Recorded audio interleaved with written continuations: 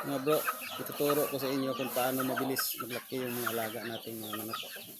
So, bunutin na natin itong mga itlog nila. Ito.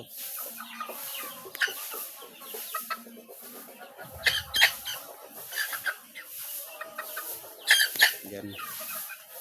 Para mabilis sila maglaki. Mga Bisaya lang ito. Experiment ko lang muna ito.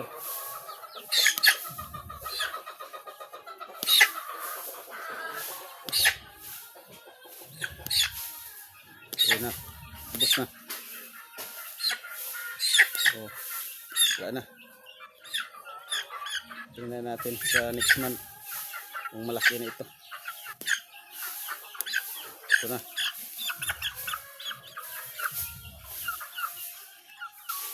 Bisaya lang ito.